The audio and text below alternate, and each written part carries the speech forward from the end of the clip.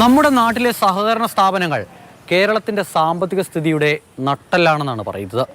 ആ നട്ടെല്ല് തകർക്കും വിധത്തിലുള്ള ചില പ്രവർത്തനങ്ങളും ഇവിടെയൊക്കെയുണ്ട്. ഞാനിപ്പോൾ നിൽക്കുന്ന മുണ്ടേലിയിലെ സഹകരണ ബാങ്കിൽ പണം നിക്ഷേപിച്ച പലരും ഇപ്പോൾ അത് തിരികെ കിട്ടാതെ ബുദ്ധിമുട്ടുകയാണ്.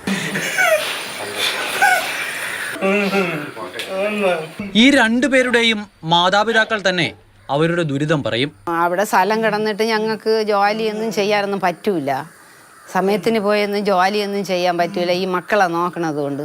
അപ്പോഴും പിന്നെ അതിനെ ഞങ്ങൾ വിറ്റ് കൊണ്ടുവന്ന് ബാങ്കിൽ അങ്ങിട്ട് വിചാരിച്ച് ആ പലിശ വാങ്ങിച്ച് കഴിയാമല്ലോ എന്ന് വിചാരിച്ചാണ് അങ്ങനെ കൊണ്ടിട്ടതാണ്.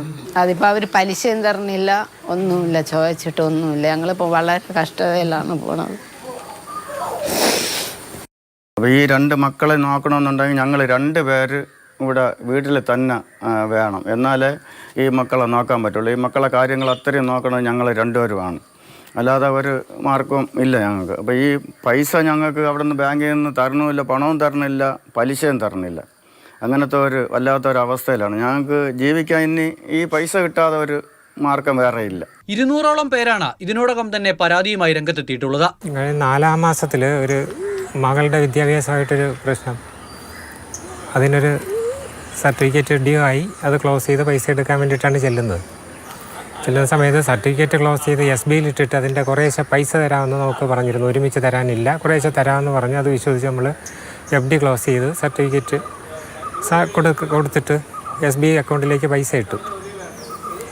അത് 5-6 തവണ കയറി ഇറങ്ങിയപ്പോൾ ഒരു ദിവസം സെക്രട്ടറി അയാളുടെ പേഴ്സണൽ അക്കൗണ്ടിൽ നിന്നെന്ന് പറഞ്ഞിട്ട് 25,000 രൂപ അയച്ചെന്നതാണ് അതിൽ നിന്ന് ആകെ കിട്ടിയത്. 8-ാം മാസമായപ്പോൾ എൻ്റെ ചികിത്സയുമായി ബന്ധപ്പെട്ടും കുറച്ച് രൂപയുടെ ആവശ്യം വന്നു. ക്യാൻസർ പേഷ്യൻ്റാണ്. RCCയിൽ ട്രീറ്റ്മെൻറ്റിന് പോകാൻ വേണ്ടിയിട്ട് ചെന്നപ്പോൾ പലിശയും മുതലോ ഒന്നും തരാൻ അവർ തയ്യാറായില്ല. പൈസ കിട്ടാത്തതായിട്ട് നമ്മളുടെ ഇപ്പോൾ ഒരു കൂട്ടായ്മ നമ്മളുണ്ടാക്കിയിട്ട് അതിൽ 205ഓളം പേര് ആ കൂട്ടായ്മയിൽ വന്നിട്ടുണ്ട്, പൈസ കിട്ടുന്നില്ല എന്നുള്ള പരാതിക്കാരായിട്ട്.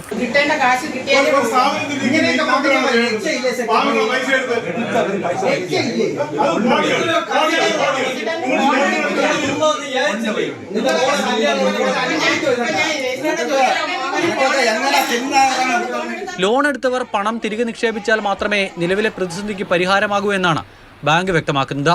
പ്രതിസന്ധിക്ക് കാരണമായ ഭരണസമിതി പിരിച്ചുവിട്ട അഡ്മിനിസ്ട്രേറ്റീവ് ഭരണമാണ് ബാങ്കിലുള്ളത്. ചിലരുടെയൊക്കെ സ്വാർത്ഥ താല്പര്യങ്ങൾക്കും സാമ്പത്തിക നേട്ടങ്ങൾക്കും വേണ്ടി സഹകരണ സംവിധാനങ്ങളെ കുട്ടിച്ചോറാക്കുമ്പോൾ നിങ്ങൾ കാണേണ്ടത് ഇങ്ങനെയുള്ളവരുടെ ജീവിതം കൂടിയാണ്. ഇവരുടെ പണം എത്രയും വേഗം ലഭിക്കുമെന്ന് നമുക്ക് പ്രതീക്ഷിക്കാം. സജികുമാറിനൊപ്പം അമൽത്തേനപ്പറമ്പിൽ, മാതൃഭൂമി ന്യൂസ്.